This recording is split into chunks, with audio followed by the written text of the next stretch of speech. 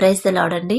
ఇప్పుడు నేను ఒక చిన్న సాక్ష్యం చెప్తాను. అది కూడా మా ఇంట్లోనే జరిగింది చెప్తాను. మా నాన్నకి తమ్ముడు తమ్ముడున్నాడు. తమ్ముడు, అక్క ఉన్నారు. అయితే తమ్ముడు మా బాబాయ్ ఏందంటే ఫస్ట్‌లో మేము చిన్నపిల్లలప్పుడు దేవుడిలో చాలా భక్తిపరుడుగా ఉండేవాడు. అసలు ఆదివారం వస్తే చర్చికెళ్ళడం, ఏదన్నా ప్రోగ్రామ్స్, ఏమన్నా మీటింగ్స్ జరిగినా మీటింగ్స్‌లో పాల్గొనడం. అది చాలా హుషారుగా, చాలా యాక్టివ్‌గా చేసేవాడు. అయితే ఆ శోధన ఎలా వచ్చిందంటే వాళ్ళ ఇంట్లోకి అపవాది ఎలా ప్రవేశించాడంటే మా చిన్నమ్మ రూపంలో శోధనొచ్చింది. ఆమెకేందంటే వేరే కాంటాక్ట్. వేరే వాళ్ళతో కాంటాక్ట్. ఇక అది ఎంత భయంకరమైన నరకం అండి. భార్య వేరే పురుషుడితో తప్పు చేస్తుందంటే ఆ భర్తకి అసలెంత బాధ, ఎంత భయంకరమైన బాధో గదా! ఎంత తెలివిగల వాళ్ళైనా, ఎంత ఐశ్వర్యవంతులైనా, పని చేసుకునే వాళ్ళైనా, ఎవరైనా సరే ఇలాంటి పరిస్థితి వస్తే అది ఎంత ఘోరంగా ఉండిద్దో చెప్పలేం గదా!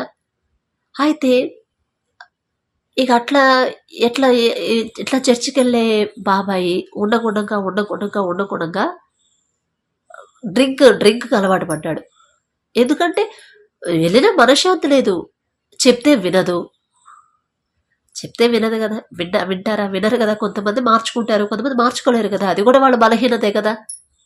ఎలా అయితే ఈ మనిషి దారి తప్పుతాడా అని చూసింది అపవాది సాతాను. చూసి ఈమెలో ప్రవేశించి ఈమె తప్పు చేసేలా ప్రేరేపించింది. ఇక మనశ్శాంతి ఎవరికుండదు? చేసేవాళ్ళకుండదు గదా! చూసేవాళ్ళకే గదా ఉండేది ఆ బాధ భరించేది. డ్రింక్‌కి అలవాటు పడ్డాడు. అలవాటు పడ్డ తర్వాత పని మాత్రం బా చేస్తాడు. అంటే మా బాబాయ్ చేసే పనేందంటే చెప్పులు కుట్టడం. చెప్పులు కుడతాడు. చెప్పులు కుట్టి రోజుకు రూ. 1000 సంపాదిస్తాడు. అంత టాలెంటెడ్. అయితే అసలు పిల్లల్ని చూసుకుంటాం గానీ భార్యని అంత తప్పు చేసినా కూడా భార్య అంటే ఎంత ప్రేమో. తప్పు చేసినా ఆమెను దూషించలేదు, ఏమనలేదు. అనేవాడు కాదు. ఆమె ఏది కావాలంటే తెచ్చిపెట్టేవాడు. అంటే అంత ప్రేమించాడు. బహుశా దేవుని కన్నా భార్యనే ఎక్కువ ప్రేమించాడేమో. అందుకనే ఎవరినైతే మనం దేవుణ్ణి పక్కన పెట్టి, ఎవరినైతే దేవుని కన్నా ఎక్కువగా ప్రేమిస్తామో అది మన పిల్లలైనా, అది మన భర్త అయినా, భార్య అయినా, స్నేహితులైనా, బంధువులైనా, ఎవరైనా సరేనండి. దేవుణ్ణి పక్కన పెట్టి మనం ఎవరినైతే ఎక్కువగా ప్రేమిస్తామో వాళ్ళ నుండే మనకి శోధన అనేది ఎదురైంది. ఇది మాత్రం ఖచ్చితంగా నా జీవితంలో జరిగింది. మా బాబాయ్ జీవితంలో జరిగింది. చాలా మంది జీవితాల్లో జరిగింది. నేను చూశాను నా కళ్ళతో నేను. అయితే ఆమె అస్సలు లెక్క చేయదు. ఏంటంట?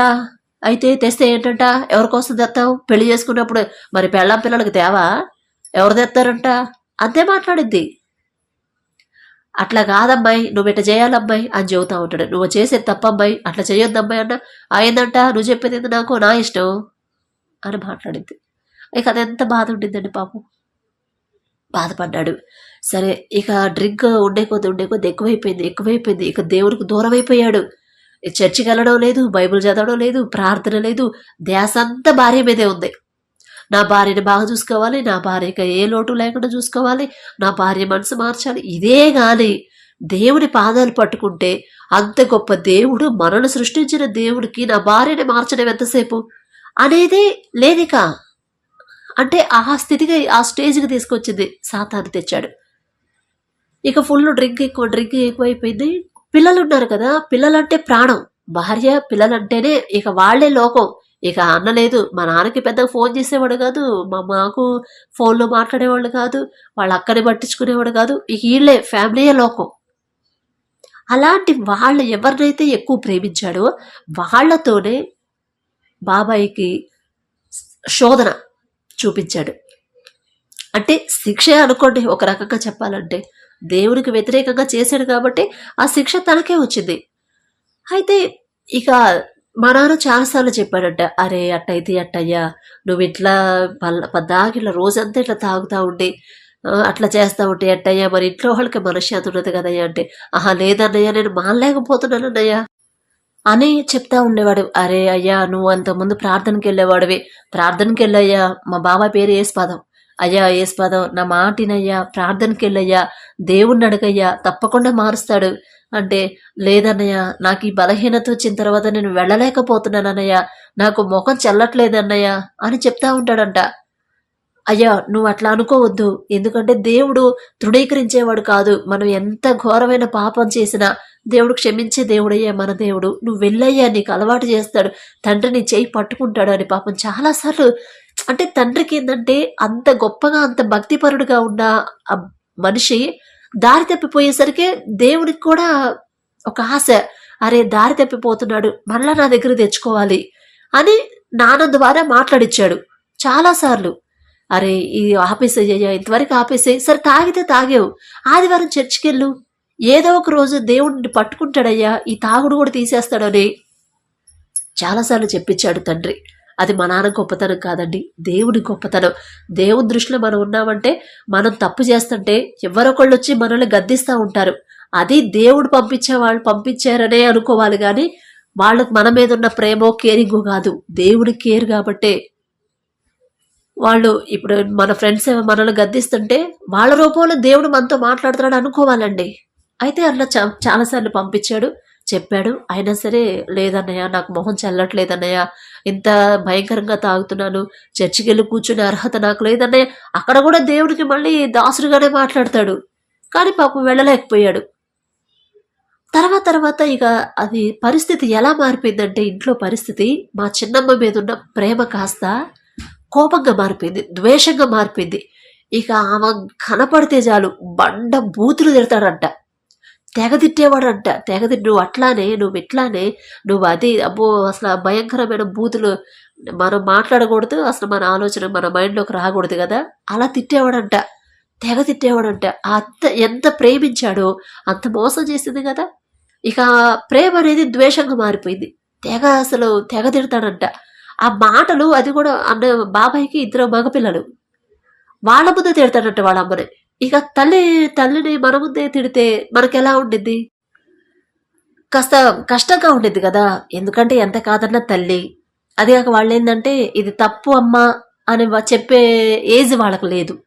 ఆ బాధ భరించేవాడు కాబట్టి మా బాబాయ్కి అంత అన్ని మాటలు వస్తున్నాయి, కానీ భరించే వాళ్ళకే కదండి తెలిసేది ఆ బాధ ఏందో.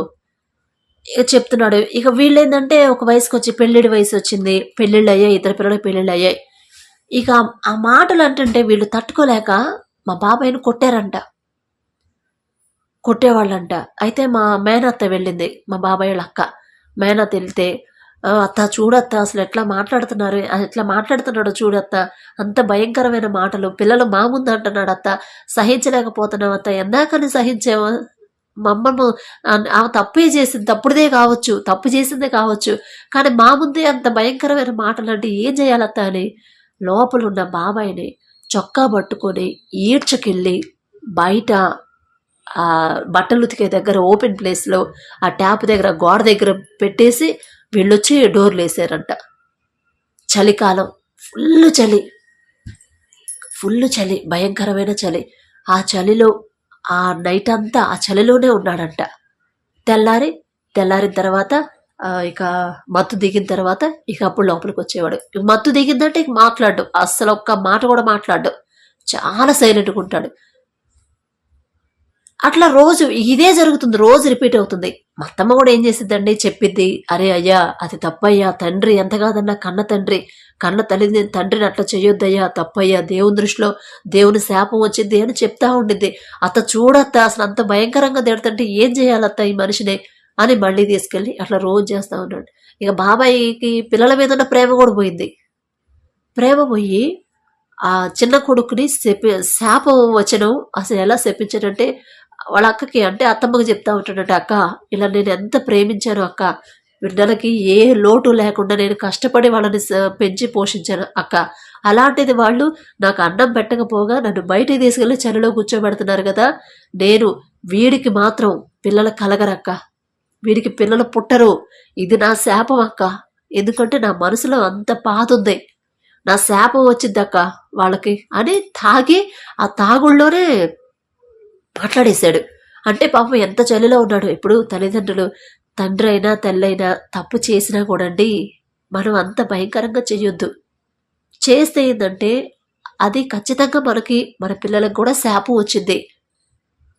బైబిల్లో ఆజ్ఞలు ఉంటాయి కదా, నీ దేవుడైన యెహోవా నీకు అనుగ్రహించు దేశంలో నీవు దీర్ఘాయుష్యవంతుడు వగునట్లు తల్లిని తండ్రిని సన్మానించాలి అని. సన్మానించక్కర్లేదండి, వాళ్ళకి ఇచ్చే గౌరవం వాళ్ళకి ఇస్తే చాలు.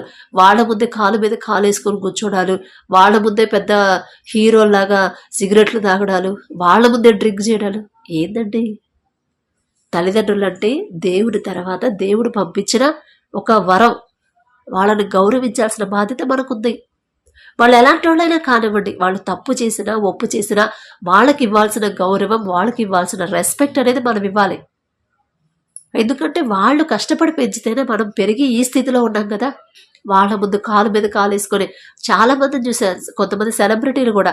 ఇప్పుడు వాళ్ళు చిన్నప్పుడు వాళ్ళు ఏమైపోతారు, వాళ్ళు ఎట్లా ఎట్లా పైకి వస్తాడు, ఎట్లా డెవలప్ అవ్వాలి, ఈయన ఎలా పైకి తేవాలని ఎన్నో ఆలోచనలు చేసి ఉంటారు కదా. ఏదో అదృష్టం బాగుండి ఈయన కష్టపడి బట్టి, తండ్రి కష్టాన్ని బట్టి ఆయన ఒక లెవెల్లోకి వచ్చారనుకోండి. వాళ్ళ నాన్న మధ్య కాలు మీద కాలు వేసుకొని ఒక సెలబ్రిటీ చూశాను నేను ఇంటర్వ్యూలో. వాళ్ళ నానేమో మామూలుగా కూర్చున్నాడు, ఆయన ముందు ఈ కొడుకు కాలు మీద కాలేసుకొని దర్జాగా కూర్చొని క్వశ్చన్లు అడుగుతుంటే ఈయన సమాధానం చెప్తున్నాడు.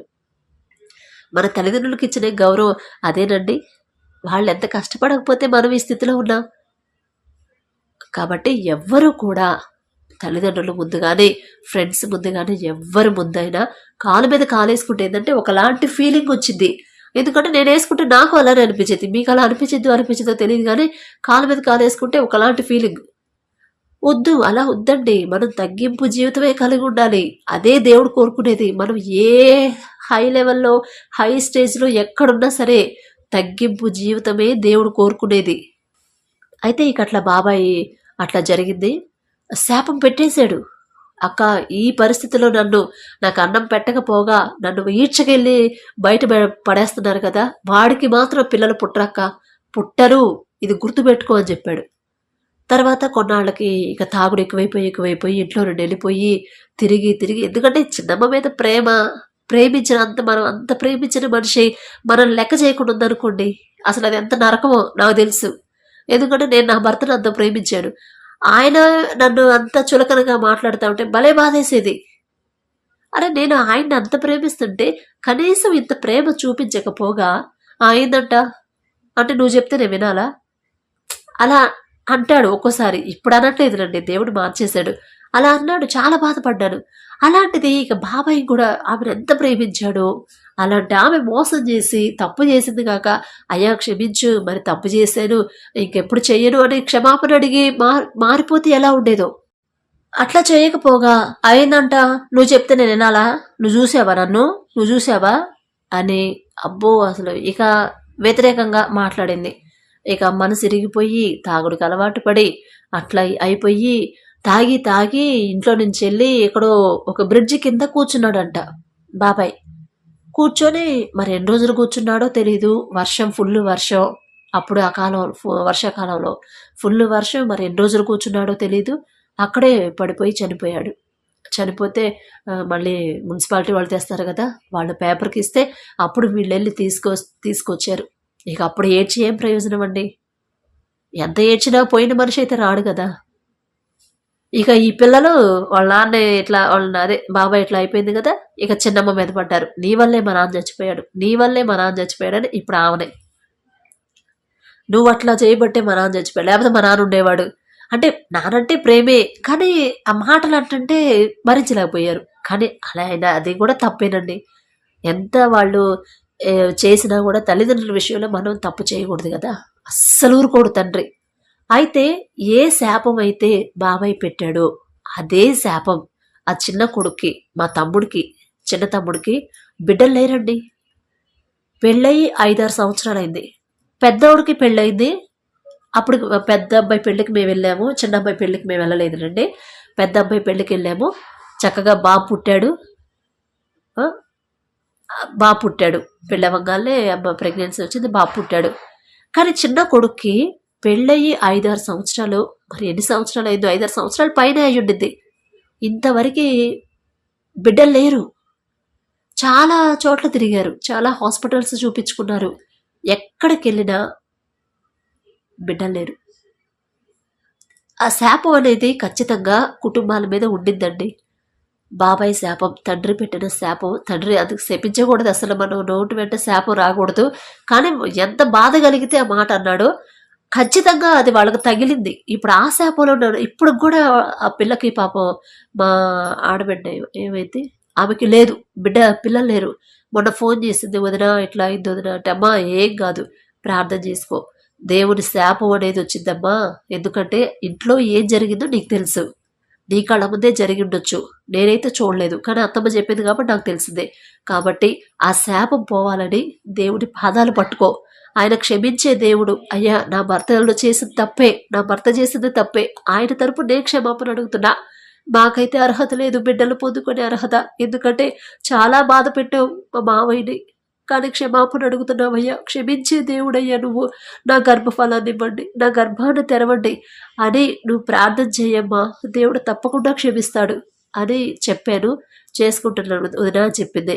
దేవుడి చిత్తమైతే మీరు కూడా మీ ప్రార్థనలో జ్ఞాపకం చేసుకోండి. గర్భఫలం అనేది దేవుడు ఇవ్వాలి కదండి, కానీ ఆ శాపం అనేది వాళ్ళకి ఇప్పుడు కూడా ఉంది. అందుకని మనం ఎవరిని, వాళ్ళు ఎలాంటి వాళ్ళైనా సరే మనం బాధ పెట్టొద్దు. ఇంకా వాళ్ళ బాధ భరించలేకపోతే వాళ్ళ తరపున మనం క్షమాపణ అడిగి దేవుడి పాదాలు మనమే పట్టుకోవాలి. కానీ వాళ్ళని డైరెక్ట్గా మనం దూషించే పరిస్థితి మాత్రం మనకి రానివ్వద్దని దేవుడిని అడుగుదాం. కంట్రోల్ చేసుకోవాలి. కోపం వచ్చింది, భరించలేనంత కోపం వచ్చింది, కానీ కంట్రోల్ చేసుకుని దేవుడి పాదాల దగ్గర ఆ బాధంతా, ఏడుపు బాధంతా చెప్పుకుంటే దేవుడే చూసుకుంటాడు. కాబట్టి ఇప్పుడు ఆ చిన్నమ్మ, మా చిన్నమ్మ ఎట్లా ఉందంటే సరిగ్గా తినక. కాబట్టి ఈ మాటలు వింటున్న మీరు, ఇది నా మాటలు కాదండి, కానీ నేను చెప్పింది మాత్రం మా ఫ్యామిలీలో, మా బాబాయ్ వాళ్ళ ఫ్యామిలీలో ఖచ్చితంగా జరిగింది. ఇప్పుడు కూడా వాళ్ళకి బిడ్డలు లేరు. మీలో ఒకవేళ ఈ మాటలు వింటున్న మీరు కూడా ఎవరినన్నా మీ తల్లిదండ్రుల్లో కానీ మీ అక్క చెల్లెల్లో కానీ ఎవరినైనా బాధ పెట్టుంటే క్షమాపణ అడగండి. వాళ్ళనే క్షమాపణ అడగాలి. బైబిల్లో ఒక మాట ఉండిద్ది, తన సహోదరుని దూషించి వాళ్ళని క్షమాపణ అడగకుండా దేవుడి దగ్గరకు వచ్చి ప్రార్థన మొరపెడితే ఆ ప్రార్థన దేవుడు వినడు, నేను వినను అని బైబిల్లో ఉండిద్ది. మొదట వెళ్ళి వాళ్ళ దగ్గర క్షమాపణ అడగాలి, తర్వాత దేవుడి దగ్గర క్షమాపణ అడగాలి. కాబట్టి క్షమించమని అడగండి, తప్పేమి లేదు. సిగ్గుపడాల్సిన అవసరం అంతకన్నా లేదు. సిగ్గుపడ్డామంటే మన పాపాల మూట మనమే పెంచుకున్నట్టు, మన చేతులారా మనమే పెంచుకున్నట్టు. సిగ్గుపడకుండా దీన మనసుతో క్షమాపణ అడగండి, ఖచ్చితంగా వాళ్ళు క్షమిస్తారు. దేవుడు ఇక అంతకన్నా క్షమిస్తాడు. ఆ శాపం అనేది మన బిడ్డల మీదకి రాకుండా ఉండాలంటే మనం కూడా జాగ్రత్తగా ఉండాలండి, చాలా జాగ్రత్తగా ఉండాలి. మాట కూడా తోలనాడకూడదు. అది మన తల్లిదండ్రుల విషయంలోనైనా, బిడ్డల విషయంలోనైనా, ఇంకెవరి విషయంలోనైనా. కాబట్టి ఎవరన్నా ఒకవేళ ఇలాంటి పరిస్థితి ఎదుర్కొంటుంటే క్షమాపణ అడగండి, దేవుడిని క్షమాపణ అడగండి. ఆ సమస్య కూడా తీసేస్తాడు తండ్రి. అలాంటి సమస్య తీసేసి దేవుడు మీకు శాంతి సమాధానం ఇవ్వాలని మనస్ఫూర్తిగా కోరుకుంటున్నాను. Praise the lord.